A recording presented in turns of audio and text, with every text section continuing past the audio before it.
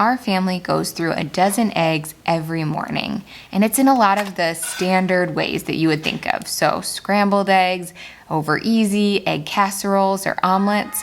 But when we have extra eggs, some of our favorite recipes are really unique and creative, but also delicious and just really fun. And so we're gonna share with you those recipes today.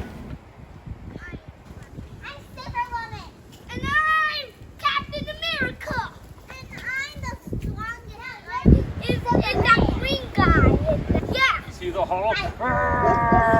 Yeah, he's one of the strongest. All right, should we go collect some eggs? You know what, Daddy? All right, flowers? Swords down. Let's go collect Daddy, some eggs. You know what? So it has been unusually warm here in these late winter days. It's been in the 60s where we are here in the Midwest, and our kids have loved enjoying every moment they can outside and have been doing a ton of playing and bike riding, and our chickens have really been loving the warmer weather too. You're just gonna hop out. They're just a teensy bit warm. Just a teensy bit. We got a chicken up top. It flew right over my head. Only It's a one. tiny one. That was an over easy one. That one has its destiny already figured out. So chickens are very much affected by the seasons in terms of how much egg production they have. Boom! Not bad for the morning.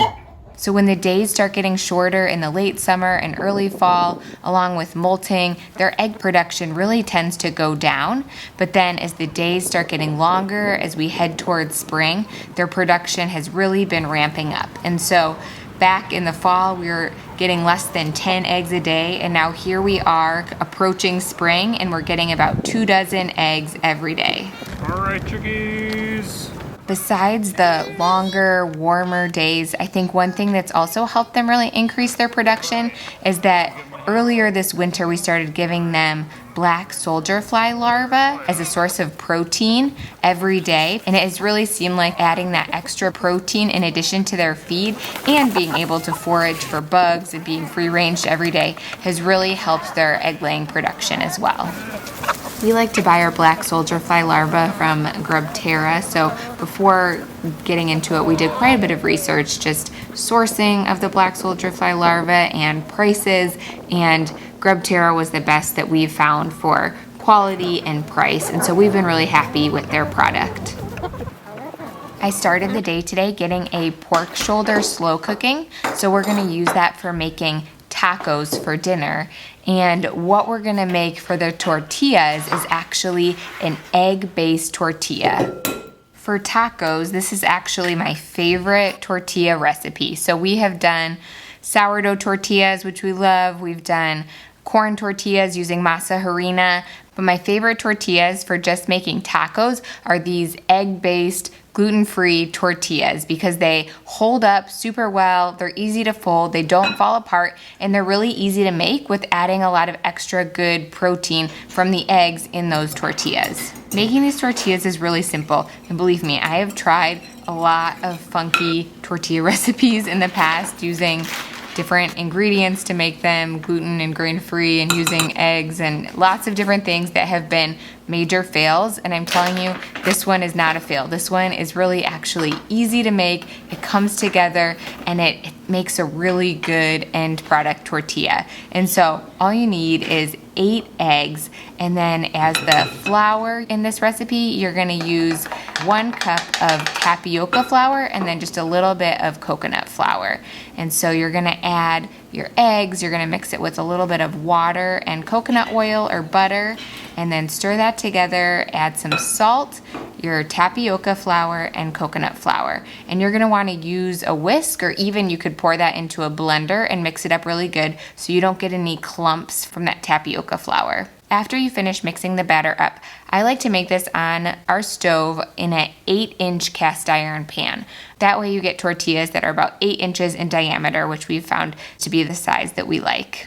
So get your pan heating, and you want to cook it over a medium heat, but make sure it's nice and hot before you add your batter. You don't need to worry about adding oil or anything to the pan, but make sure, especially if you're using cast iron, that your pan is nice and hot so it doesn't stick.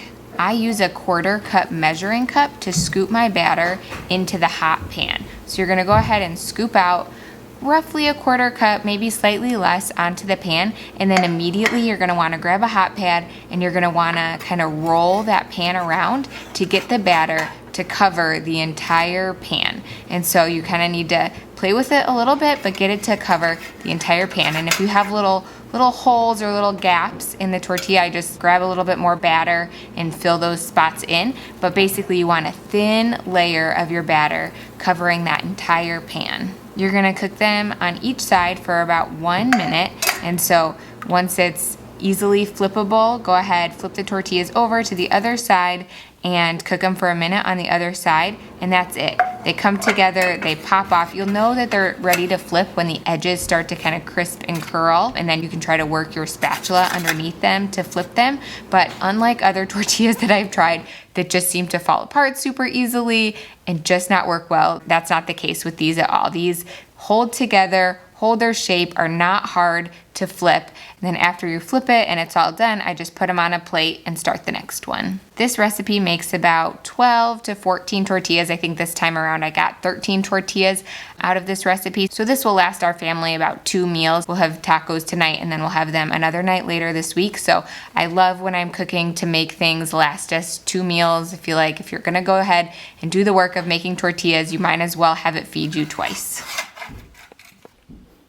And these egg tortillas could also double as crepes if you want to kind of do a sweet variation on them. You could use them as wraps. The only thing that I would say is they work really well for tortillas or crepes, but I wouldn't use them in like a enchilada casserole or something like that because the texture of them, it doesn't absorb liquids like a normal flour or corn tortilla would. And so I've tried, it doesn't work well in casseroles or even quesadillas. It doesn't crisp up super well, but for something like a taco or a wrap or a crepe, these are perfect. These also freeze super well. If you want to make a big batch and freeze some, you could do that. Or they will store in your fridge really well for, I would say, up to at least 5 days. So usually we do a big batch and then we'll just eat them over the course of the next few days and store them in the fridge.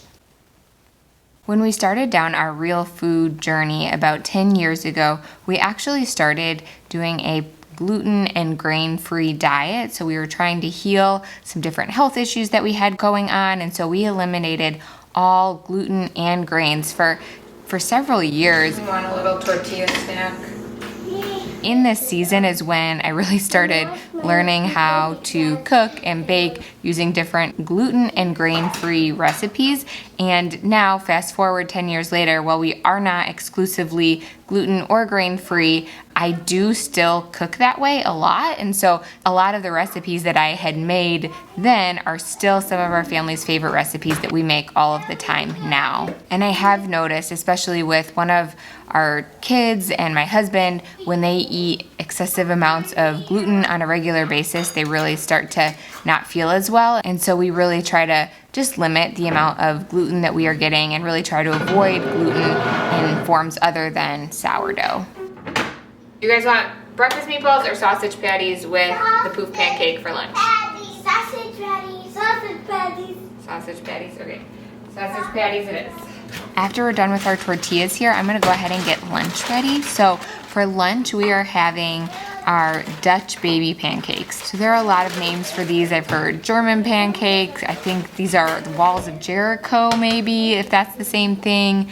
Our family calls them poof pancakes. So you can hear these referred to by a lot of different names, but we make these also gluten-free Dutch baby pancakes that are delicious. And so I have also experimented with quite a few recipes for this gluten-free Dutch baby, and this one is the best. So I use a little bit of tapioca flour and coconut flour in these as well, and you could totally just use a regular all-purpose or whole wheat flour to make this Dutch baby pancake, but we really like this gluten-free version and really don't notice a big difference between the two. I'll post the full recipes for all the recipes that we're making here today below, so you can check those out. But this is one of our favorite recipes to make if we are like traveling out of town and we get home and we don't have any meat thawed and you're trying to figure out what you're gonna have for, your next meal. Because we pretty much always have eggs on hand, these Dutch baby pancakes are one of our go-to options. They're also really perfect for mornings like today, busy homeschool mornings, because they come together in literally 20 minutes, start to finish, you can get them on the table. And so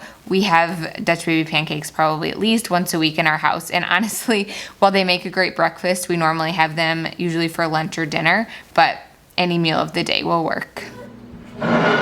One of the keys to making a good poof pancake is that you want to get your pan heating up in the oven with a good amount of fat on it while you are making your batter. So you want to get that pan piping hot with a good amount of fat, about a 1/4 cup. And the hot pan from heating it up combined with kind of the air from stirring together your batter when heated in the oven is what's going to give that poof pancake that signature poofiness that they're known for.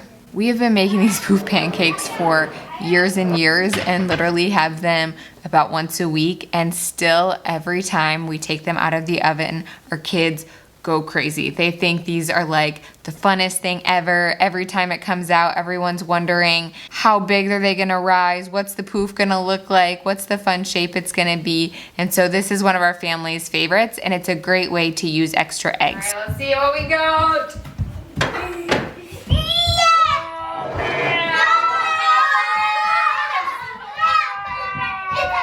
So a 12-inch cast iron pan that we usually make it in uses 8 eggs, and now for our family I usually make 2 pans worth because one is usually not enough. I usually do 1.5 recipes, so I'll do one 12-inch pan where that'll use the 8 eggs in the normal standard recipe, and then I'll do a half a recipe in a smaller pan that will use 4 eggs, and that's about enough to feed our family right now. Today for lunch, we're serving these with sausage patties that I had in the freezer and a little bit of leftover jam that we had. We love, our favorite way to do this is with like a berry sauce and then fresh whipped cream if we have it. But right now, since our family milk cow is weaned, we do not have fresh cream. So everyone's kind of bummed about that. But they're still delicious with a little bit of jam and a side of some sausage patties.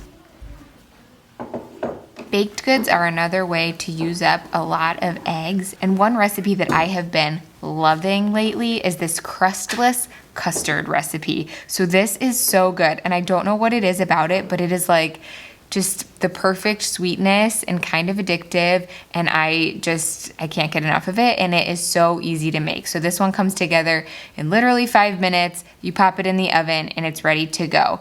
And it's just a really cool recipe. So it uses really basic homestead ingredients. You have eggs, milk, butter, a little bit of flour, and you can also make this gluten-free if you want. I'll put substitutions below in the post, but you can use all-purpose or regular flour, or you can use gluten-free flour.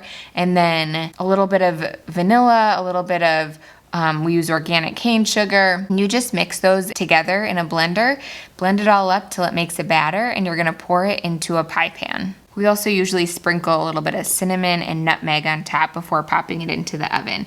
But it's as simple as that, just getting your ingredients, measuring them out, putting them in the blender, blending it up, pouring it into a pan, and letting it bake. And it's cool because it makes this custard pie, but you didn't make any sort of crust, but the crust just naturally forms from the little bit of flour that you add that like sinks to the bottom, and it makes this natural crust that just appears, and then you have your custard layer on top of that. And so it's just a really easy recipe to make if you have guests coming over or need like a last minute dessert sort of thing. This comes together in no time at all with really basic ingredients, and it's super, super yummy. Another favorite of ours is this pumpkin chocolate chip cake.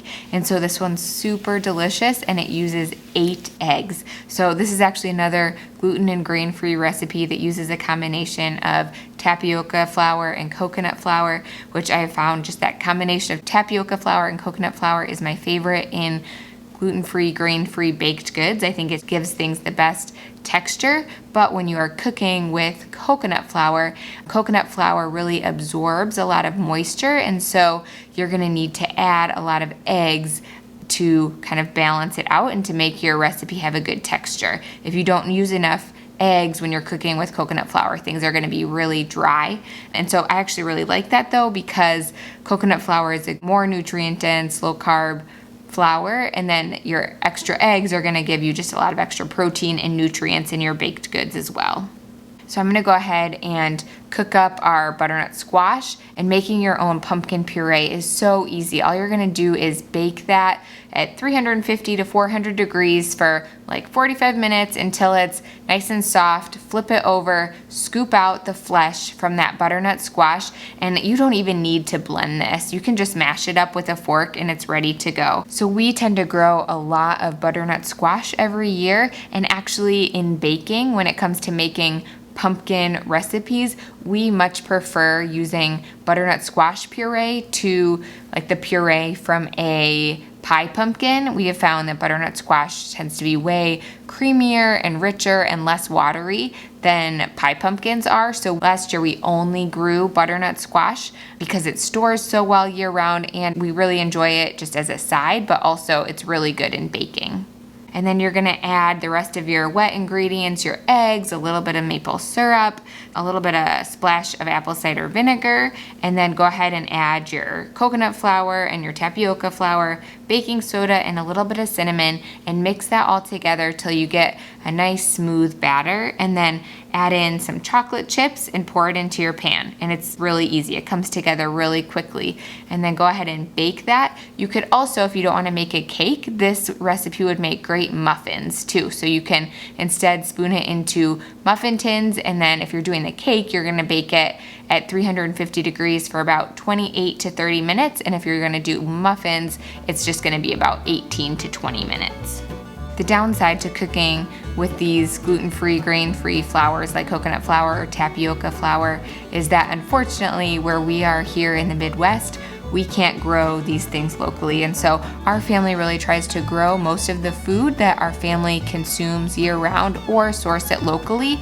But these are some of the things that we are not able to grow or source locally. And so when we do go to the store, things like these pantry and baking things specifically are usually what we're getting. I can actually link below what we are currently using for tapioca flour. I've started getting 5-pound bags of it just because typically this is what we will use in our baking. And so we like to stock up and get that in bulk. And these are a big hit for us. We have made them for a dessert, but they could also make a good breakfast or snack, especially if you're gonna turn them into muffins. This is also a really good recipe that you could make in bulk and you could freeze to have on hand for later. So it has been a full day. I've spent a lot of the day cooking. The kids have been outside running around. Everyone is a little hot and sweaty and tired. And so we are sitting down eating our tacos, which is like the perfect way to end a night. If you ask me, I would eat tacos any night of the week. And so these are some of our favorite ways to use eggs when we have extra of them, in just different ways than your standard scrambled or omelets. So do you have ways that you like to use extra eggs? Let us know in the comments below. I'd love to hear more suggestions from you.